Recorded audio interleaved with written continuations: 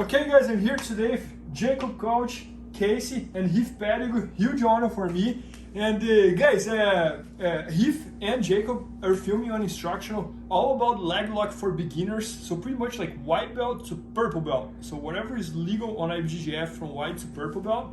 And as Heath normally does, he brought a white belt, Casey, to be part of the video because the intention of the video is to teach the moves as if you were learning. If you don't know the moves and you're learning at home, so how would you be learning? So Casey is going to be the example here, trying to learn from the scratch. And such a great idea. And if you follow Jacob's career, he's one of the best leg lockers in the game. And he just arrived in the black belt not so long ago. He won the world's double gold as a brown belt on IBJJF, the world's no-gi. And he's this new black belt right now, ready to ring everything. And Heath is one of the best coaches here in US. He's building the Daisy Fresh team, which is winning everything. And it's just ready to pretty much break the records of the no-gi Pan-Ams, right, Heath? Yeah, so we got second 3 years ago. In the last 2 years, we won back-to-back titles. It's actually in 2 weeks. So by the time they're seeing this at home, hopefully we'll be back-to-back no-gi Pan adult champion. That's awesome. No, that's incredible. Yeah. And so super excited to learn about this instructional here. So guys, we're gonna do a straight ankle lock defensive attack. So a defense that immediately turns into offense. So Jacob's gonna break it down and show it to you. It's a killer move. You can learn to use it on any belt. It's very effective, very simple. Jacob, take them home. Alrighty, so let's get into it here, guys. From our opponent having us in the single leg X, so go down, please. So it's the same whether you're standing or seated. We're gonna look to attack the foot that's on the hip, okay? So the first thing we wanna do before we start thinking about necessarily just going for the offense is we wanna make sure our own foot is protected. How we can do so is by straightening our leg to where it's like almost like you want it almost like bent backwards in a way. You know, you want to drive your knee not just to your opponent or to your opponent's leg, but you want to drive the back of your knee through your opponent to the mat. So you're trying to push your leg through them, and then you're going to be trying to bring your toes towards your shin. So I'm flexing my foot enough to where I'm trying to bring my toes towards my knee. And then when you boot, the key thing about the boot is you don't want to boot with your toes necessarily pointed straight up, right? The reason being is even no matter how strong my leg is, if he gets his elbow on the outside of my pinky toe, especially in this leg lock position, he's able to break my foot down and eventually break my foot. So what I want to do to keep that from happening is I want to take the back of my knee, like I said, drive it through his leg to the mat, and we're going to take our foot now and rotate our leg away from our body and our opponent's body. Okay, so when he's got the overhook, instead of booting straight up and just trying to push the leg through, we turn it. That way now his forearm is under the side of my leg instead of being directly under the Achilles where he would need it to finish and eventually break my foot. So with that being said, our leg is straight, our toes are turned out, the back of our knee is driving through our opponent, not just to our opponent, and we're going to look to pop this foot on the hip off and into our own overhook and straight ankle lock attack. So I take my inside hand now and I'm going to pop this foot off the hip right into my armpit for the overhook. Okay, so from here, guys, if sometimes your forearm will come too high on the calf for necessarily a finish. So just from here, we're going to move our hand from the inside of the ankle now up to the calf to adjust our bite. And for me, the grip I like the most is like a figure four style grip. So now I'm going to move the hand back down from the calf. The entire time my hand is on the inside of the leg, I'm pushing into it. So I'm not just placing my hand here, moving my attacking forearm back and forth. I'm using my inside hand now to post and push on the inside of their leg.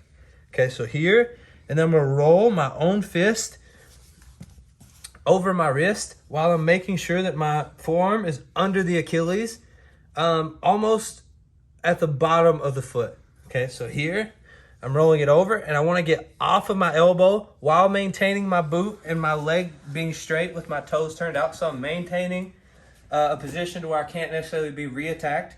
I'm going to maintain that, get off of my elbow to my shoulder, tap, and eventually turn all the way belly down. Okay, so here, turning my leg out. Another thing we can do to help really lock down the hips is take this foot and place it under the hamstring and do like almost like a reverse langy. Okay, so here I'm pinching my knees together, coming off of my elbow onto my shoulder. Out. Looking to break the foot, okay? So. Coach, I love it how you pretty much taught 2 moves in 1 move. So you taught how to defend the straight ankle lock and how to counter attack from there, right? And that defense I had never seen before, because I think what everybody learned is like put the shoes on, right?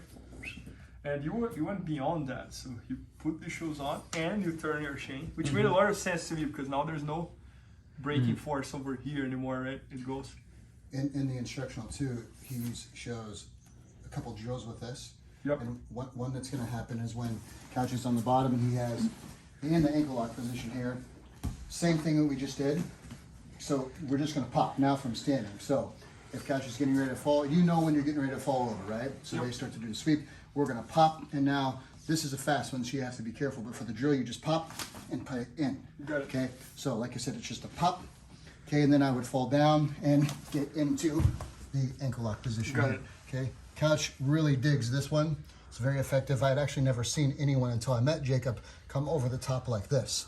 I've seen people do this, but I had never seen them put this down that's and interesting. smash the rib with it and finish like Jacob. Yeah, I've done that, so. No, that's super interesting, because you're attacking the outside leg. People are not thinking about that, right? They're always thinking about the inside leg. Yeah, the biggest thing with that is when the boot comes on, a lot of people try to, if you keep your toes up, the problem being with the toes up is that you're fighting his back essentially by flexing your foot. So his back versus your foot, he's gonna win every time. So when we turn our toes out, like you said, the forearm is now under the side of the leg, and even when his elbow goes back now, he's not breaking my foot down, because I'm able to keep my foot in a certain posture or a certain flex here, protecting myself enough to allow me to re-attack his foot on the hip. Man, that's incredible. So I would have to break your leg rather than the ankle now. Yeah, for him to finish this, he would have to be able to break my leg through the side of it. Got it. Which is really hard. Which is really hard. incredibly difficult. Yeah. You want to check it out? Yeah. Yeah. You want to do it? Or You don't need just okay. a few. But so I'm here. Yeah, man, it's completely. Go ahead. And if you don't do that, then if you don't do this, then I can go over here. Right? yes. So if you start, If you Bernardo, do that, what's that? go ahead and try to do the straight ankle lock for real and let Couch boot it for real. Okay, so come back up. Give him the real boot and have him try to finish the straight ankle lock. Yeah, I can. There's no angle here. I can see. Yeah. And so changing that from the ankle to Yeah. putting that up on the like Yeah. like lower shin. It's Yeah, makes very total different. Right? sense. Yeah. So by the time here's the point of the move. By the time you figure this out, you're chasing, trying to get into the position, and that's when he's gonna pop that off. I got it. Okay. So you go. Yeah, I can feel. It's tight. And then you add this hook in. Hey! That's incredible. Now you do it to him. I like to see him in pain. Incredible. So wait a second. So you're gonna take my leg, and So here, I'm gonna. straighten this a little more. So you see how there's a bend? Yeah. Straighten it all the way. Good. And now when I'm trying to go down, I can't break the posture of your foot. Okay. So anytime you feel a bend in your leg, straighten it immediately. So Okay. there you go. Keep it there. Yeah. So now I'm having a hard time straightening and turning as you do. So what am I missing here? So think about turning your toes down towards Yeah. the mat and then driving the back of your knee into me. Okay. So here. Okay, you got it. Good. So now hand on the inside. Yeah. Good. Now how is my grip here again? So you want to use your palm on the calf, and then you Yep. want to make a fist here. Yep. And then roll your fist. So you see how your thumb went into the calf? Keep your thumb up, and now roll it over your own wrist. So here, and now bring your elbows back into, like, yes. I get it. Yeah, I can feel it's really tight. And your foot is right under my armpit. So Perfect. like It's my- perfect. The best part about it is you literally, when you touch this, can feel that finally you're actually doing an Achilles lock. Yeah. rather than an ankle lock or a leg lock. You can feel how tight and how vulnerable their Achilles tendon and their ankle are just when you touch the position. And if you sent it, Couch would be crying. Yeah, no, and it's very good because on white belt, blue belt, and purple belt, straight foot lock, straight ankle lock is very popular. But man, brown and black belt as well. For sure. Like you see that happening all the time. Definitely. One thing that we've had a lot of success with is that the brown and black, especially, people become a little bit obsessed. Obviously, a heel hook is keying over a straight ankle lock, but they get so obsessed. Forget about it. They do, and they let their feet hang out. They get a little bit lazy, and sometimes you can snap those on. You know, it's like the steam locks when people don't respect them, which we'll cover in the brown and black. But yeah, it's they're very, very underrated, and you can also in the IBJJF constantly use them to not only finish but sweep, get better positions, and do so much with them. So they're definitely undervalued, I feel, and this is it's very good. No, I fully agree, and this whole idea of creating an instructional for leg lock attacks for white, blue, and purple, it's a very good idea because one, the brown and black belts, they do forget about it because they're so excited about the heel hooks, and two, until purple belt, that's all you can do, kind of. Yeah, there was a time when I started jiu-jitsu back in during Prohibition in the 1930s, 20s. And you'll probably remember this, when no one wanted to teach you leg locks, they would say, you don't need to learn leg locks until you're a purple belt. The problem is by the time that there are people that, especially like, I agree. 10th Planet and some of these gyms that are amazing at these leg locks, by the time they're blue belt, they're a black belt level at leg locks. Maybe not their jiu-jitsu, but their leg lock game is so good. So if you wait until you're a purple belt to try to catch up, be too late. It's too late. It's a new generation. You know what I mean? Things have evolved and the game is constant. I think it's important to learn not only ankle locks, but defensive attacks at white belt. So that's why we wanted to make this DVD, even though I'm not supposed to call it a DVD. That's true.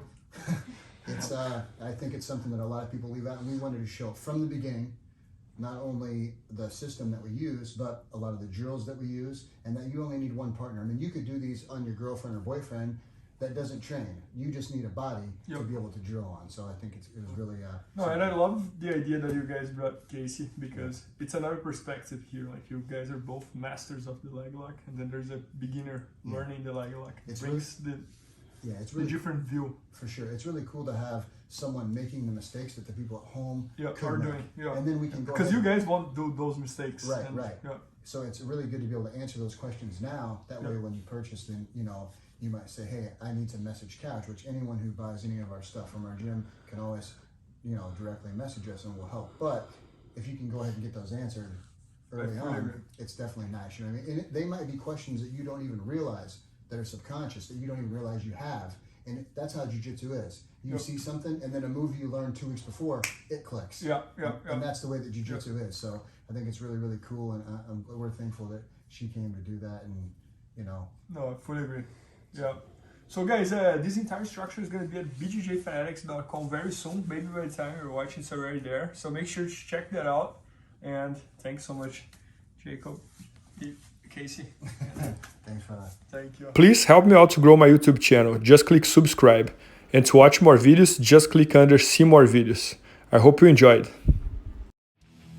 BJJFanatics.com. Use the promo code YouTubeFaria to get 10% off any instructional video. Improve your jiu-jitsu faster.